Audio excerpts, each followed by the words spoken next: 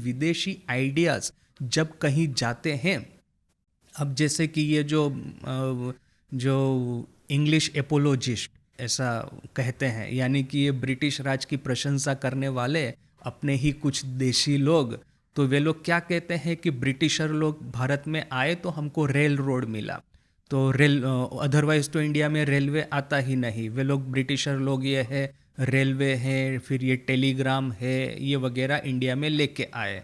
तो अच्छा ठीक है, मैंने मॉडर्न टेक्नोलॉजी तो आनी ही चाहिए, किंतु ये रेलवे लाने में हमको कितने लोगों का कत्ले आम हुआ, कितनी खून की नदियाँ बही, वो भी तो सामने देखना है ना। कि मॉडर्न टेक्नोलॉजी ब्रिटेन यहाँ भारत में लाया तो उसके सामने उसने कत्लेआम अत्याचार भी कितना किया। तो किंतु भारत का देखिए कि ये जीव ब्रह्म ऐक्य, यह जो एक रेवोल्यूशनरी आइडिया है, वो आइडिया जब पूरे विश्व में फैला है तो सामने शांति और पीछे से आशीर्वाद ही गया है। हमने अपने देवताओं को किसी देश के ऊपर में बिठाने के लिए लोगों का कत्ले आम नहीं किया, नहीं उनको इस तरह का चॉइस दिया कि हमारे ईश्वर को पसंद करो, आराधना करो, वरना तुम्हारा गला काट देंगे। इस तरह का पगलापन जो है हम हिंदुओं ने कभी किया नहीं है।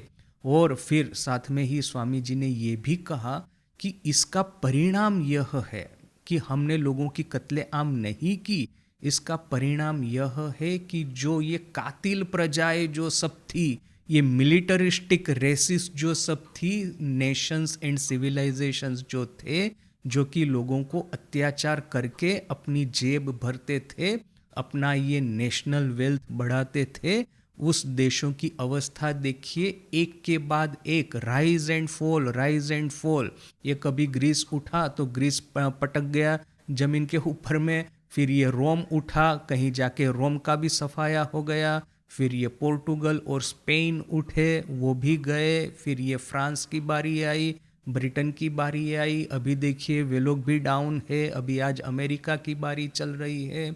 देखिए कि जब भी आप शोषण के ऊपर में अपनी ये नेशनल अथॉरिटी, ये नेशनल कल्चर को एस्टैब्लिश करेंगे तो ये कभी भी ज़्यादा टिकने वाला नहीं है।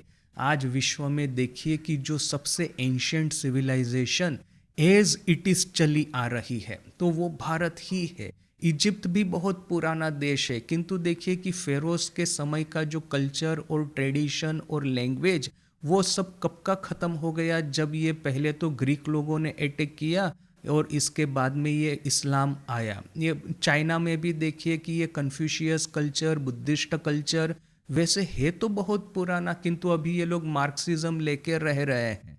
तो उन लोगों ने भी, और ये जो बीच में एक कल्चरल रेवोल्यूशन नामक एक पागलपन चला था वहाँ पे, ये जितने भी नेशनल ट्रेजर्स थे, ये नेशनल जितने भी आइकॉन्स थे, ये कल्चरल आइकॉन्स, सबको जैसे कि डिमोलिश कर दिया था। उनको ऐसा लगा कि ये कल्चर ही जो है हमारा, ये हजारों साल पुराना कल्चर जो कि हमको डेवलप नहीं होने देता, अर्थात कि ये कल्चर और कल्चर के जो वहन करने वाले हैं, ये साधु संत, ये बुद्धिस्ट भिक्षु वगैरह, उनकी कत्लेआम करो। ये जितने कन्फ्यूशियस स्कॉलर है उन सबको जेल में डाल दो, उन लोगों के ऊपर में टॉर्चर करो, तब कहीं जाकर के पूरा देश को जला दो, पुराने कल्चर को जला दो और इस राख में से एक नया मॉडर्न कल्चर डेवलप करेंगे। इस तरह का उन्होंने किया है। अभी देखिए कि मटेरियल प्रोस्पेरिटी तो आ गई है, किंतु हृदय जितना पहले की तरह ही खाली ही है। तो यह एक उनका प्रॉब्लम है।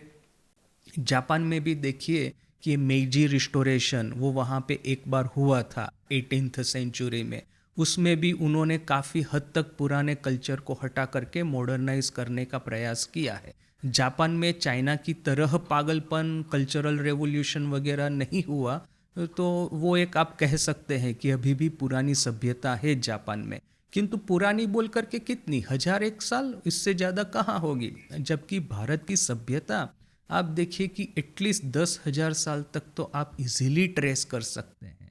तो इतना पुराना सभ्यता होने के बावजूद ये जो सभ्यता के जो मानदंड है, सभ्यता की जो कोर वैल्यूज है, वो अभी तक एज इट इज चली आ रही है। यानी कि in terms of civilisation we have attained near इमोर्टालिटी।